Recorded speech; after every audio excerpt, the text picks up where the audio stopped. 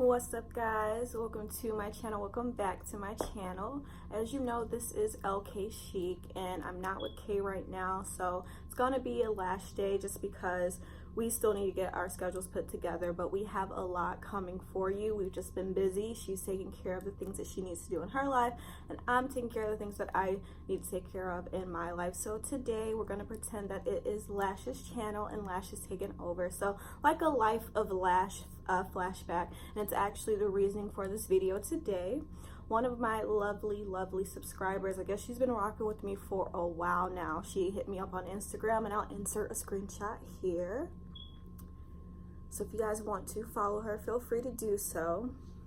But yes, what brought her to my inbox, as you can see, is the patient sitting videos that I used to do all the time for you guys. I believe towards like the end of my pregnancy and after my pregnancy, I was uploading a whole lot through my Lash on Marcus channel name to the Life of a Lash name. So around that little area in my YouTube career. So again, her comment had really inspired me. She just reached out to me and it made me feel like I'm talking with my hands. Y'all see I got my nails done. I'm talking with my hands today, y'all. Talking with my hands today. Spent $80 in a nail salon, so talk with my hands. Would have been $125 if I would have got my toes done, but I decided I'm not gonna get my toes done yet. So, okay. Glad you like them. I like them too.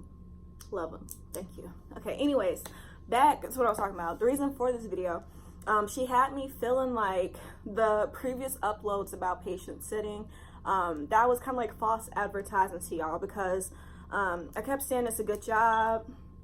It's good pay if you feel that you may want to go into nursing or being a patient care tech, you know, or nursing assistant, whatever you guys call it in your region. Being a patient sitter is a good position to have.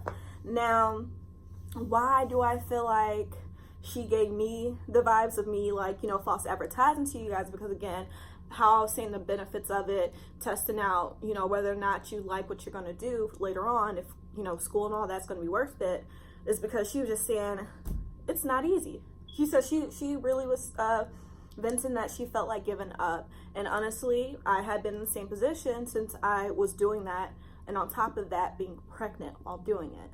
So this is going to be the truth. That's going to be the title of the video today. We're going to say the truth about patient sitting, or slash, you know, the most extreme nights being a patient sitter, because it's not all, you know, rainbows and sunshine. It's not at all. It gets very serious, and then you realize the reasoning for your position. So I'm just going to go ahead and get into a few stories that I can think of off the top of my head. The most extreme nights, stressful nights that I dealt with being in the hospital, trying to protect a person from themselves. So let's get into this video.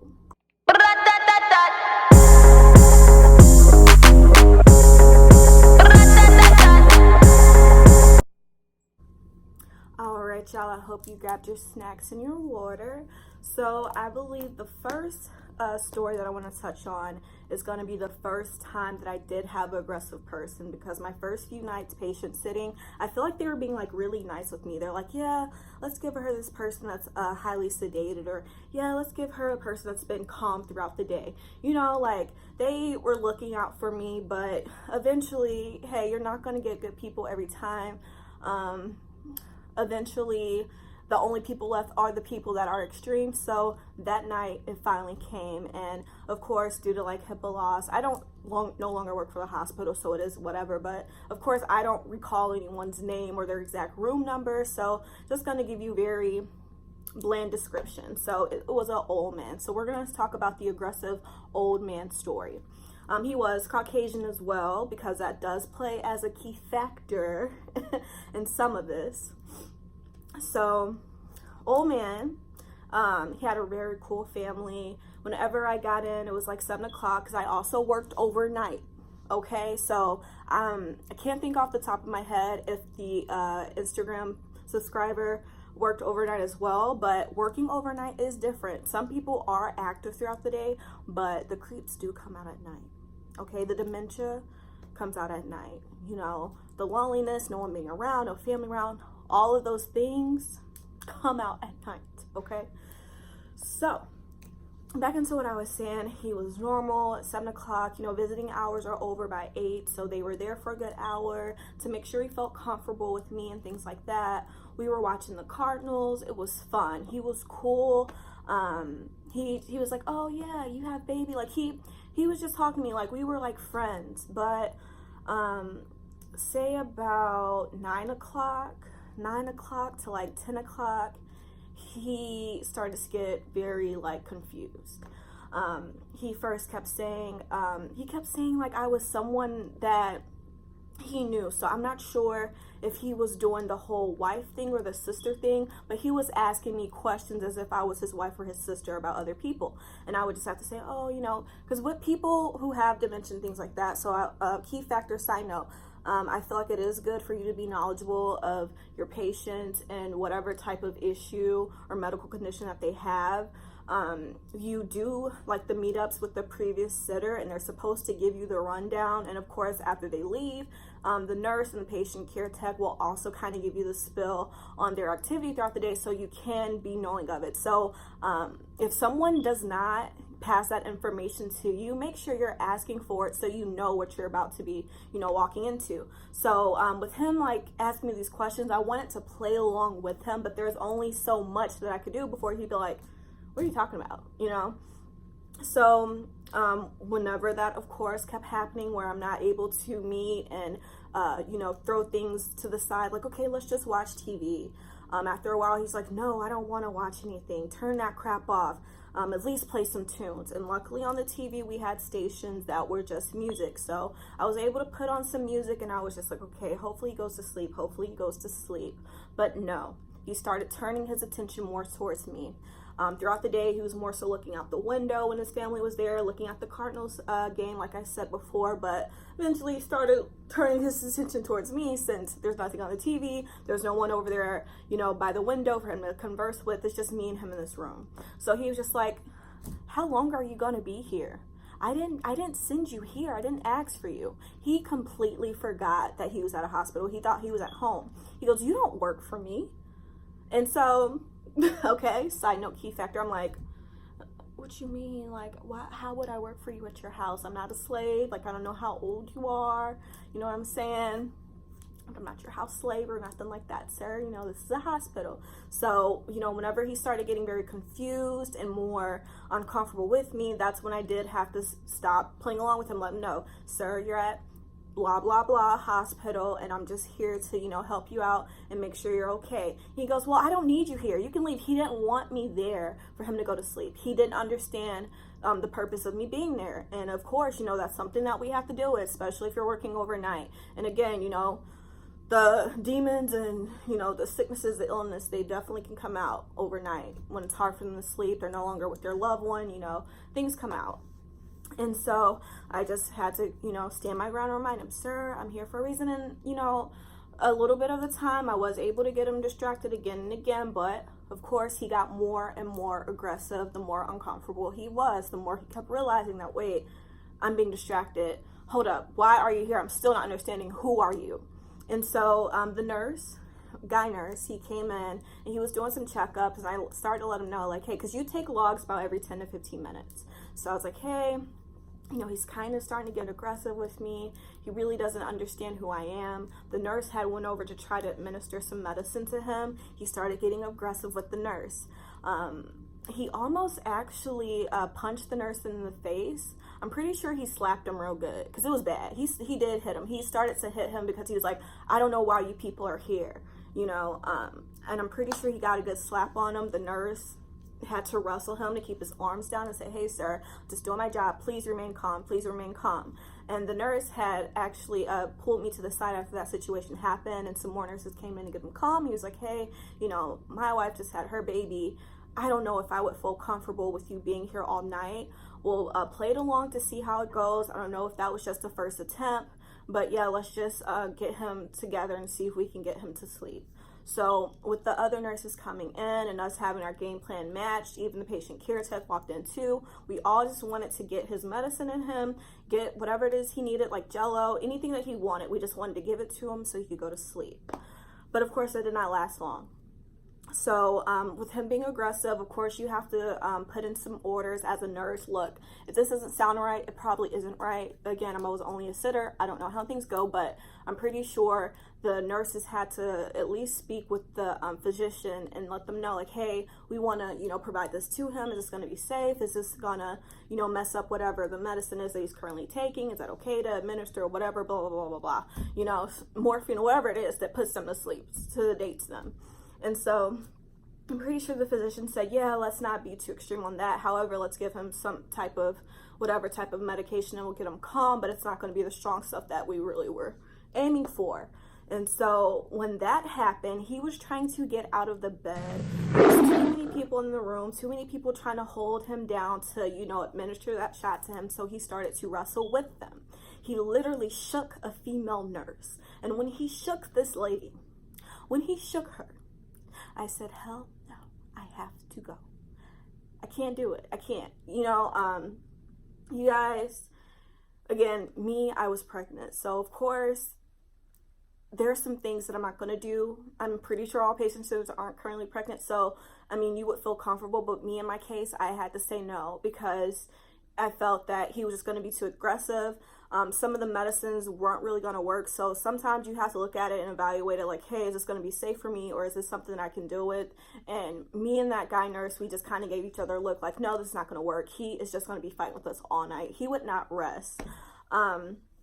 So long story short, because I'm going to go into some more times, not just him, but he was just the first person, like the older man with dementia. Like, it'll happen to you guys eventually. Like, they will be nice in the beginning, especially when they have family and stuff around, but whenever it gets closer to the end of the night and odd people are coming in and out. Side note, he also was telling the other nurses, hey, them two in there were messing around, they're doing stuff, but really me and him were just conversing about our game plan of what we need to do to provide the best care for him. So he was just saying a lot of like off the wall stuff. She's messing around with that boy. I didn't order her to be here. She doesn't work for me. Like all that type of, do you think I'm a slave or something? Like that was coming out. So again, guys, it's not gonna be sunshine, rainbow, or a person that's just sleep the whole night and you're just sitting there doing logs saying, oh, sleep, sleep, sleep. No, you actually can log how the dementia or whatever it is, Alzheimer's, whatever it is that they have, how it escalates and climaxes. So in that situation, again, at least I had a nurse that was like, you know what, I'm not going to put you through this all night. Let's just figure out if we can get you switched with somebody. And of course, that's what we did. And it was cool. Boom. All right. Next story. So this is going to be similar description. Older white man, but this guy, he was more so like in his 90s. Like, I'm pretty sure like he was, if he wasn't going to be in the hospital, wherever he was going is where he was going to go until, the end of his life. So he was different. And so, yeah, similar medical conditions, some dementia, Alzheimer's, not really remembering who he was. And I'm not even sure if I told this story before, but this is a story that gives me goosebumps. Because not that he was aggressive, but he played with my mental and with my emotions. He really did. So let me get into this. Really cool. In the beginning of the night, because again, I get in like 7 o'clock, so they're finishing up eating. So me and the nurse just making sure that he was eating and things like that. Side note, before I even got to his room, whenever you're a patient care tech, you will go into the office. They'll get you ordered to whatever room you're going to be assigned to for the night. So I was there with another sitter, and she said, oh my gosh, they're sending you to that room. I was there last night and I'm sorry. It was just like some paranormal stuff that was going on in there. So with what I just told you guys about him being towards the end of his life, Alzheimer's, dementia, and then her wanting to throw in this like paranormal stuff, it really, I was praying. Right when she told me that, I was like, God, please don't let any type of spirit or demon or whatever it is, because a lot of things can come to you whenever you're making that transition from death, life to life, afterlife. Let's just say that. I don't believe in death, I just believe in afterlife. So I feel like all of that can be opening up some very paranormal spiritual doors, for sure. That's just how I feel. And so I was just like, God, you know, whatever it is, whatever spirits may be with him, you know, his ancestors may be talking to him overnight and he may drift away tonight. You know what I'm saying? Just don't let them mess with me. Let them do what they need to do. And you know what I'm saying? You know, just let it be cool. So I'm praying from the time that I'm walking there to the elevator to walking directly into the room to knocking on his door and announcing who I was. As soon as I sat down, you know, putting all my Baptist Christian blessings on. I rebuke it, whatever it is, Lord, I rebuke it. Please don't let it enter me or, you know, mess with my child, you know. Because there's life. I mean, when you carry a child, that's also very spiritual to me. With my personal beliefs, I feel like that's very spiritual. You know, your child can be very susceptible to, you know, the current environment that you're in. So, again, he was cool. He was eating dinner. Actually, he didn't want to eat too much. Like, he wasn't eating very heavy because, you know, whenever you're going down that road, you know, don't really do too much of that. So, but we were occupying him with the normal pudding, Jello. That's what the old been like. We were watching Steve Harvey. We were watching Family Feud, just normal. But he would always be rambling and whispering to the side. So I could understand what the person before me was feeling. That it was something paranormal going on, like he was talking, because he was whispering, and I would try to like speak up, like, oh, are you talking to me? Do you need something? And no, he wouldn't even pay me attention. It was just like he was having a conversation with someone else. And okay, where it got very paranormal, because that's pretty much what he was doing from 7 o'clock to 11 o'clock. And by 11, I'm already like, okay, when is he going to go to sleep? Like, what's the situation here, buddy? Are you going to stay up all night? And to make a long story short, he did not go to sleep until 3 a.m. I had to be up with him, very rambling. We're in a darker room, you know what I'm saying? And I was just like, God, I don't know what type of vibe or whatever sense that I'm feeling right now. But again, you know, please protect me and my child throughout this. You know, just let me get through my shift. 7 a.m. will come and I can go home and just forget about this. What was quite odd to me, because he would not go to sleep, at one point in the night, he looked over at me. He looked me dead in my eye and he said, hey, don't be mean to him. Y'all follow me? He was talking to me, but he was speaking about himself in third person. So, me being spiritual, I didn't know if it was like God speaking to me or whatever was left of his mind, his brain that was trying to communicate with me. So he said, hey, you know, I know he's an old man. I think he actually might like you. And he's just trying to impress the girls. But, you know, he's not mean. So please just be nice to him. Please be nice to him. And I promise he'll go to sleep. I'm getting goosebumps. He said, I promise, you know, he'll go to sleep. So, and this is so wild. This is a long ago, but I remember those words. And him trying to speak to me, or again, I don't know if it was God. Y'all, I don't know if it was God. I don't know if it was what left of his mind. But he was saying, you know, hey, like, don't be mean to him, or, you know, don't try to force the nurse to sedate him. Like, not even if I had that power, but like, he was kind of getting aggressive too throughout the night. They had to clean him up. But, you know, that's TMI. That's not really the purpose of it. It was just that one moment at 3 a.m. And, you know, they always say, like, the witching hours around, like, 2 to 3 a.m. Most spiritual activity happens around then. So I'm all conscious of all that stuff. And, again, it's just how he, like, was rambling and not really there throughout the whole entire shift. But, again, at that one point, whenever I'm just like, oh, come on, let's just go to bed. Like, I kept saying it. He just finally looked over at me, looked me dead in my eye and said, hey, you know, don't be mean to him. You know, I think he might like you. He's really a nice person. He doesn't know what he's doing, but I promise you he'll go to sleep. I promise he'll go to sleep soon. And after that, he did go to sleep. I cannot tell you what happened, but I was just like, thank God he's asleep.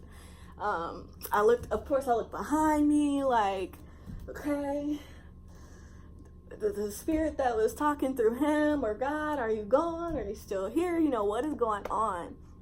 So again, guys, this job, is different. It's not like your average job. The nights will never be the same. You'll have people that are aggressive. You'll have people that want to fight and throw stuff at you. You will have people there that'll convince you that you need to go to church and get some holy water sprinkled on you, and that you need to drink from the blood of Jesus, the bread and the bread and the blood, which is like, you know, the fake juice that they put in the blood. Y'all know what I mean if y'all Baptists. But yeah, I believe this video is getting about long, and I do have some more stories for you. So my next uploads will definitely be a continuance of the stories that I remember. So this first scenario, of course, the theme is the older men, and so I did have the one aggressive guy that kind of went into some slavery and all types of ish, and then I also had a person that was near their deathbed and just having a lot of spiritual type of situations happening that made me very uncomfortable. But hey, I'm still here, I'm alive, my child is healthy, and I'm a-okay. So it is going to be mind over matter, and I know that it's difficult and it can be challenging and frustrating, especially if you do work those longer nights. But just remember that you are going to be one of the first few people that these people see, or you are going to be one of those people that they are spending the most of their hospital visit with. So you always want to be positive. You want to stand your ground, be consistent, and be compassionate, and don't be mean and rough with them. Like, know that your job is gonna be some type of lasting impact on them, because you're pretty much going to be the person that their family's relying on, because you know, the nurses, the patient care techs, they're in and out, but the patient sitters, we're there for 12 hours each day that they're there for their visit. So we are key factors, so you just have to keep your eyes on them. Drink coffee. I was eating some like caffeine bars and things like that to make sure I stayed up. But especially if they're aggressive and if they have some paranormal situations, you're not even going to feel like going to sleep, because you're going to be too afraid to do that. But I'm starting to ramble, and I again want to close out this video, so definitely look forward to some more uploads. Have some ideas coming, and there'll definitely be a part 2 of some scary moments or uncomfortable situations of being in a patient care patient care sitter. So I love you guys. Hit that thumbs up button, and again, subscribe to my channel. It's LK Chic. I'm Lash, my sis is K, and she will be doing some uploads soon. So again, guys, love you, and thank you for sticking with me.